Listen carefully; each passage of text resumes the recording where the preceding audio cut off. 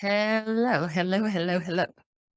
So today's topic first, hey, how are you? Good to see you. For you're watching this. I have been gone for a long, long time. And part of it is what has sparked today's topic. It is that I was going through my own wound care. I had something that was relatively traumatic happen. It was very triggering of some things that had been traumatic in the past, things that I thought I kind of had dealt with. And I realized like there was more to do. And in that process, I've learned more and I want to share more. So that's what I'm here about today. What I want to talk about today is emotional wound care. Okay, so work with me here. Stay with me. So you remember when you were a kid and you might fall down and hurt your knee or do something to injure yourself and possibly draw blood, break skin.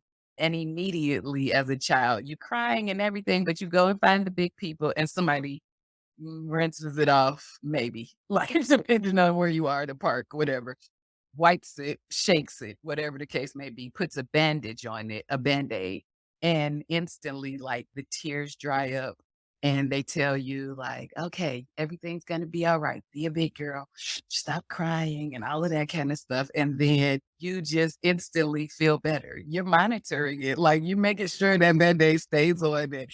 Even when it starts to peel up, you're like, "I think I need another band."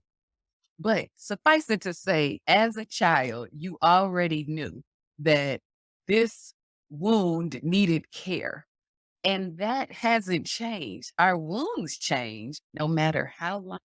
I will not lie. Initially, I thought that I would get to a point where I was just good all the time and nothing impacted me really. And, most days were just really good days. And most days are really good for me because I know how to manage my emotions and manage wounds, and my triggers are few at this point. But sometimes something takes me off my square and I have to go back to the basics. What are the bandages and the things that I need to do? Okay. So let's start with an introduction. I just started talking. I've not greeted anybody. I've not welcomed anyone, nothing. So let's do that.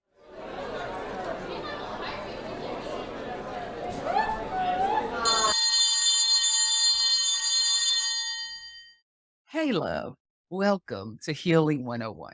Generally, this will be the part where I say the podcast presented by Sea Bliss Wellness.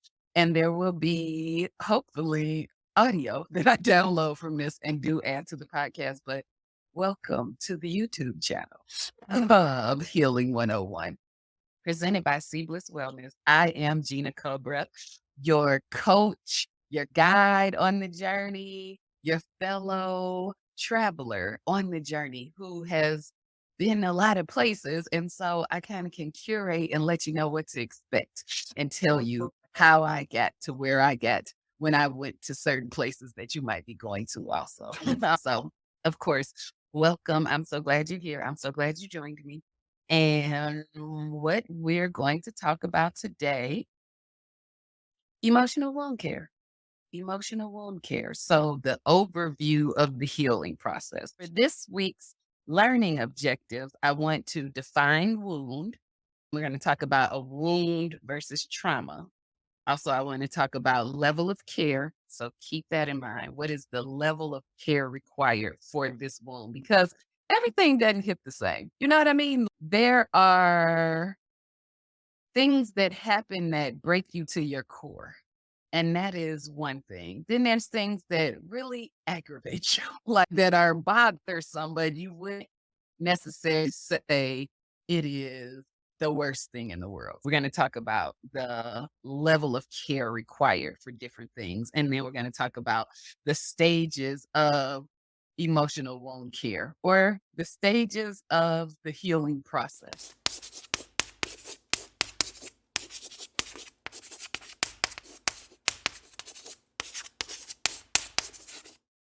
So let's talk first about what is a wound. So basically, a wound is from a physical standpoint, when you've hurt yourself, when you've been injured, um, if you go really into the science detail of it, a wound is generally when a membrane is broken. So when you cut the skin. But I don't think it always has to be that because you can sprain your ankle, you're wounded. Like that hurts. You can bump your head. It's a wound, but you may not be bleeding. You know what I mean? But it's still some injury has happened to you and it needs some attention. You could not give it attention, but depending on the severity of it, it's going to become more problematic as you do not give it attention. Let's talk about a wound versus a trauma. Think, let's go back to the head bump, the bump on your head. I have done this many times before. Don't judge me. Don't do it. But hit my head on the cabinet in the kitchen, rushing around, cooking and not paying attention. Hit my head on the cabinet and it'll be like a bump, a little raised bump will come up. Okay. That's a wound, it's an injury. But I wouldn't say that I'm going to rush out to the emergency room or anything like that. I've just hurt myself a little bit. But then you could think of if something hits you at the velocity that you busted open your head to the white meat, like we used to say when I was a kid, and you see the white meat, which I did learn a few years ago that if you see the white meat, you need stitches. I don't necessarily say I have followed that every time since I've learned that truth, but that's what they say at the doctor. And you're more likely to scar if you don't. It's not going to heal as well as if you get stitches. So that was just fun fact. Because when you have this gash in your head, of course, you're going to go to get treatment. Even the people around you are going to react differently. Like if you got a little hair bump, some may see it, maybe not. If someone brushes against it, or it might turn red, it might be a little raised. But if you got a gash in your head, you will see people looking at you like, oh my goodness, they're getting upset that you've been wounded. That to me is a key component of the difference between a wound and a trauma.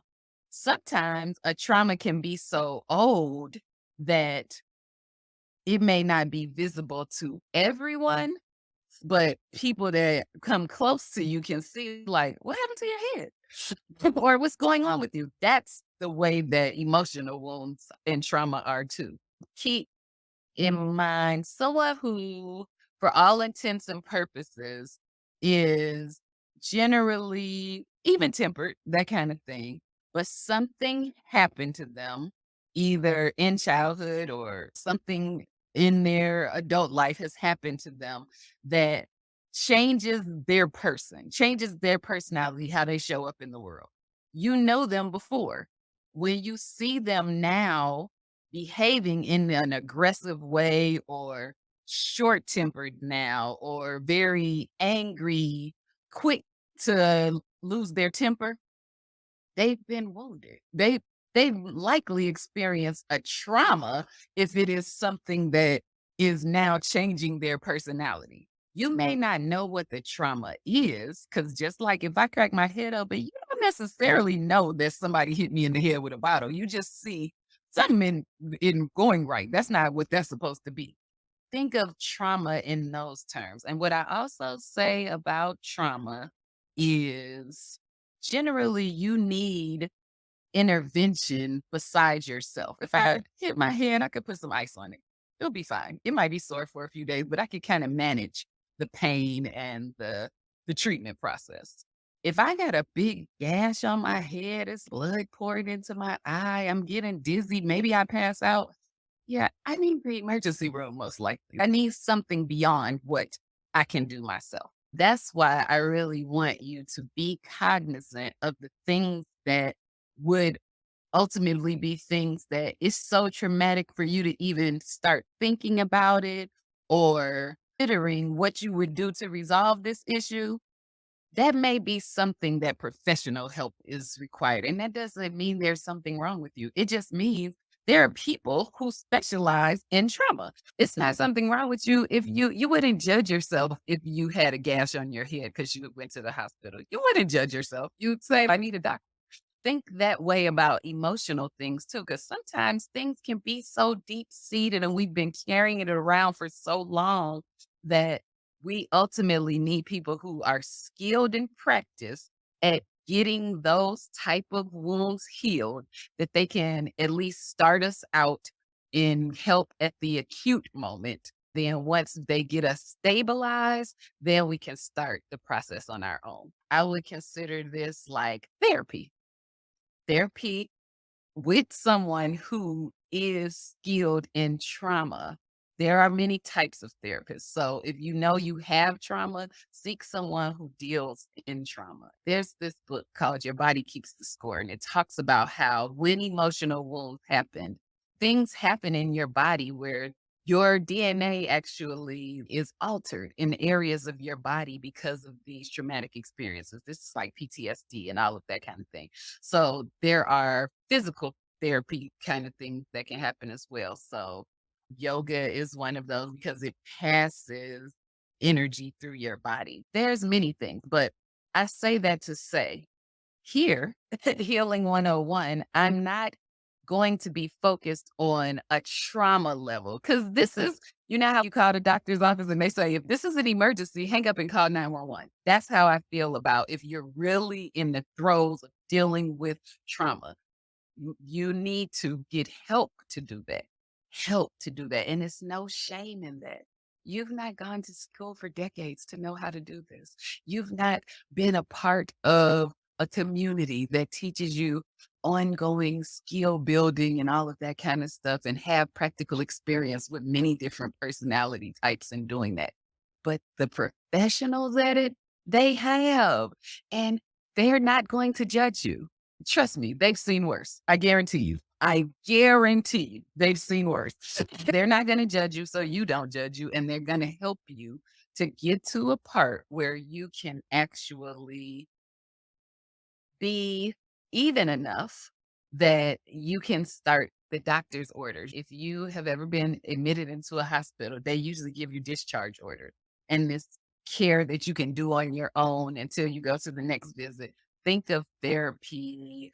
And it's not just like cognitive therapy, not just talk therapy. There's lots of different therapy. There's EFT and just a ton of things. And we'll talk about some of those options on another episode. Basically, what we'll focus on here is first aid or self-care management as opposed to emergent. The way you determine this is what's your pain level? Think of it in terms you would with an external wound. How much pain are you in? Because if you're in so much pain that when you bring it to mind, you can't even have a higher order of thinking, you can't calm yourself down. Suffice it to say, it's probably not at a place where you could deal with it on your own. Then I wrote down here loss of blood, meaning you're losing yourself. You know how they say your lifeblood? You're losing part of who you are because of this. The example I gave about someone who is now angry because of something that happened and they never were before. Their lifeblood is draining out of them because of this wound, but you don't necessarily know that that's why. Then your ability to function changes. If you have something that's preventing you from going to work, preventing you from showing up in your relationships that means something to you that you value, then these are times when you know it's trauma versus something that we can deal with on our own. Self help versus a professional. When it's something you could do something about, when it's something you need a professional for. Here at Healing 101, we cover the recovery or the road to becoming healthy emotionally, physically, spiritually, all of that. What we talk about is what lifestyle changes can you make? What are things you can do to manage your process, managing triggers, creating boundaries, coping mechanisms, identifying tools that work for you, and then the mastery of those tools for proactive wellness. Because anytime you're healing, at first, you're trying to get past the pain, the wound, the actual external, the things that are happening as a result of the injury. And then after you kind of have dealt with that, it starts to heal a little. Then you can move into trying to get back to where you were or ultimately where you want to be. If you sprain your ankle, first you have to be off of it for a while. Just gotta give it some rest. But then you can eventually walk a little on it, see how that feels. If you need to fall back a little, you fall back and rest it a little more. But then you try a little more until you start to feel, okay, it's getting back to normal now.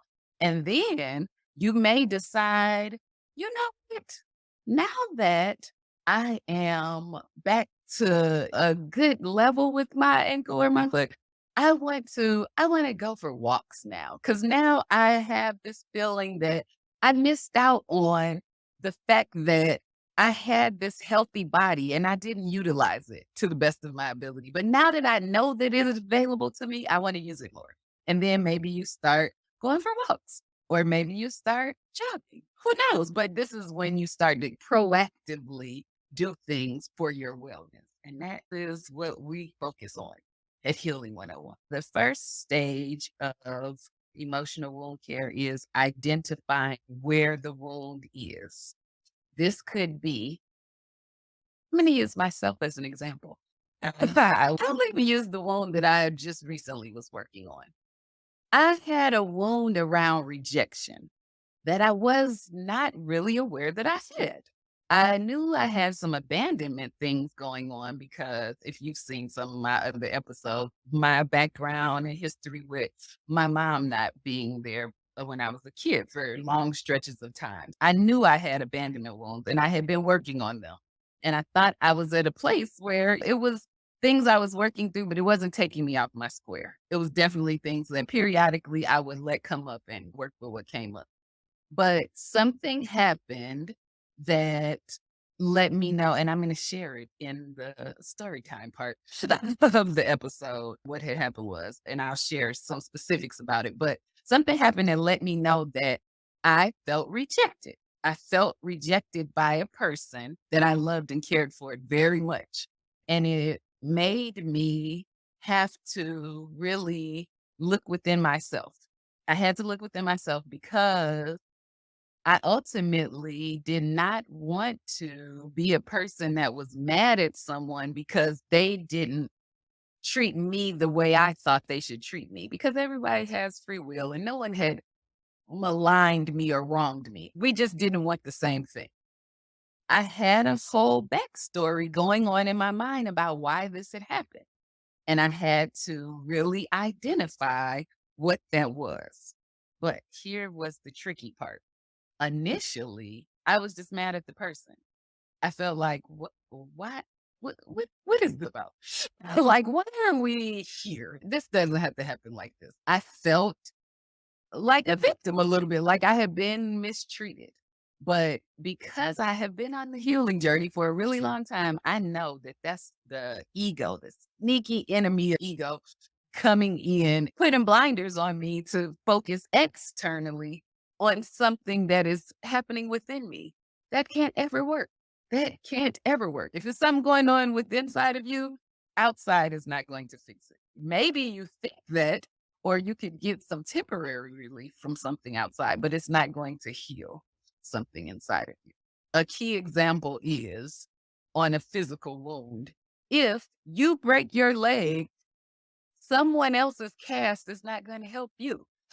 Someone else putting their foot up on a footrest is not going to help your leg heal. Think of it like that. This is the tricky part. Don't get caught up in who made you aware of the wound or who you feel wounded you, because they didn't wound you. Something happened. That's true. And depending on the agreements you had with that person or your expectations of that person, it may have been a messed up thing that has happened. Humans can do messed up things. I'm not saying that doesn't happen, but how you choose to view it or the perspective you have of it, that's entirely on you. You get to determine that, right? Don't get stuck in who caused the wound or why. None of that is going to help heal. It may be a good conversation. It's a good story for your girlfriends too. But let's not until we don't have the wound anymore. Then we can tell an entertaining story or, oh, that won't happen again, right? Focus on what is required to get better. This is the example that anybody who knows me knows I give this example all the time. If someone stabs you or shoots you, Are you going to spend a whole bunch of time trying to figure out why would you do that? Why did you stab me? Or are you going to go to the hospital and get the wound taken care of? This is what you need to focus on when there is an emotional wound to you. And also, in the same example, the person that did the thing that you think is the awful thing that has happened to you cannot fix it. The stabber generally is not a surgeon. The shooter, also not a trauma emergency room doctor, cannot help you. Cannot help you. So even if they give you a whole soliloquy of reasons and you agree with it and you understand why, none of this helps you heal the wound. That's why I'm saying it doesn't matter. It may matter later, but right now, when we're trying to start with self and heal the wound, then let's focus on that. That's key, is looking within yourself and then knowing if this is something that is a new pain, like this is something that has come up, a current injury. We need to know, is this something that is hurting me right now? Or is this really something that just triggered a wound that I've had for some time? And it could be either. One is not more or less deserving of attention. Both are, because sometimes things that we thought we had resolved will be crying in the car and not even realize, I thought I had really dealt with this, but something triggers it. And basically, something rubbed against the wound that you thought was healed, or you turned your knee a certain way. And my knee was bitter until you went out dancing with your girlfriend. You woke up the next day and realized, yeah, my knee and me, we had beef we didn't even know about. So think of it in terms of that. It could be something that you thought was good, and then something triggers it and brings the pain back up. Or this could be something new, like you're growing and developing. And sometimes you don't even realize, oh, this has never happened to me before. It hurts. Just knowing that lets you know how you're going to deal with it. If it's something that is a trigger of something else, then you can at least go back to, when did this happen before? What is this actually about? Or the new thing, dang, I don't know this feeling. I know I feel a way, but I don't really know what I feel or why. And that's when we go into, I've talked about feelings wheels before. I've been using that a lot this year because I realized that we don't give real language to emotions in depth. We'll say, I'm sad, I'm mad, I'm happy. That's 3 words. It's literally probably thousands of words that really can go and describe emotions in a more in-depth way. And when you give it the language, you'll know how to really deal with the pain. When I was feeling rejected, the first thing I felt was sad. But if I would have stopped with sad, I would have missed many layers, many layers. And even though you know words, it's not like we don't know words, but we just don't necessarily equate them to certain things. That's why, to me, the Phillips wheel is a good tool. You can get it for free if you ask Professor Google for a feelings wheel. You can get one. I think there are even apps that have feelings wheels on it. Basically, you start with the first emotion you feel. And then there's layers of the diagram. As you feel sad, then it has things that are categories of sad. Then it goes deeper than that. And you can go to the core of the wheel till you really get to what it is. I find that when I do that, it gives me an opportunity to really sit with it and see, yeah, that is how I feel. I see me first and foremost. I see me and understand myself. It's know thyself. And there's a sense of relief in that because I know, even from the process of going to where I don't even know how I really feel about this, to identifying it and understanding, this is what I feel. That's right. That's exactly what I feel. And I let myself feel it. I'm going to be totally honest. I am a pretty upbeat person and I hate feeling that, which is why I have been dealing with a lot of new things because I realized that I kind of spiritualize and neutralize my emotions and in a way diminish myself by doing that because I don't want to feel bad. But I got to do it. I have to balance that out. There has to be a balance between going into the depths of focusing totally on negative feelings all the time and me at a point where, "Oh, yeah, that was yesterday. We're back happy," but never really addressing the emotions and getting the messages that they're saying. If you're like me and you don't really enjoy feeling sad or talking about it to people, because my thing is, I don't want to make other people feel sad. But give yourself space to feel sad, and those that love you, they understand, they'll listen. I found out, thanks sister friends, that they wanted to hear how I felt. And of course, there's always your source. For me, I believe strongly in God. That's my source. When I am feeling emotions and all that kind of stuff, I feel like my relationship to my spiritual source helps me to not just get through it, but actually become at peace with it. I'm not saying you have to do what I do. I'm just going to give you the examples of what I do, and then feel free to apply that to your belief system, or even if you don't call it a belief system, whatever you feel is that part at the inner core of who you are, that's something larger than yourself. And you can apply what I tell you I use to how you want to use it for you, because the healing journey, it's very personal. It is super customized. I'm giving you overview type of things and then examples of things I do, but I'm not saying you have to do that and it's the only way. I'm just going to share what has worked for me and things that I am familiar with. And then you can take what resonates and leave the rest. Okay. All right. So I have here the resources you can use during the time of identifying where the wound is a feelings wheel, a journal, or safe place conversation. So I hope each and every one of you have someone that you feel safe enough to tell them how you feel or what you're going through, this wound that happened. And I hope that not only are they able to give you a place of empathy and comfort, but also ask you the questions that you need to have to really work through it. You may not heal it all in one conversation, but it is a comfort in knowing that you're not in it alone, because you're not. Literally, there's billions of people on the earth, and we're all and going through something at one point in time or another, and there's no shame in it. I'm telling you, you think your friends don't want to hear, or you think your relatives, your loved ones don't want to hear. They do. They care. They're set up to be there for you. Let them. Stop being the strong one. Ask for help. It's okay. I had to realize this my own self. And it was very recent. It was like a month or two ago. I was going through some stuff, really going through something, but I didn't want to tell anyone because I knew everybody was going through their own stuff. But they wanted to be there for me. And in them being there for me, I realized like this is a two-way street. It's not just me there for them. It's them there for me too.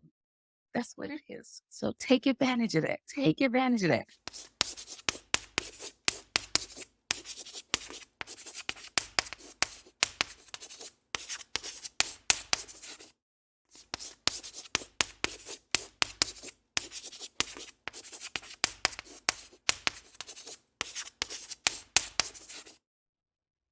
Okay, class, the bell is about to ring shortly, so let's wrap up what we learned today. The lessons we learned today were: what is a wound versus trauma, what is your pain level, focusing inside, not outside, and using your tool, source, feelings wheel, friends, etc. Next week, we'll finish up the learning objectives and we'll cover the stages of wound healing. I look forward to seeing you guys next week. And until I see you again, you know what I'm going to ask you to do: live, love, and thrive.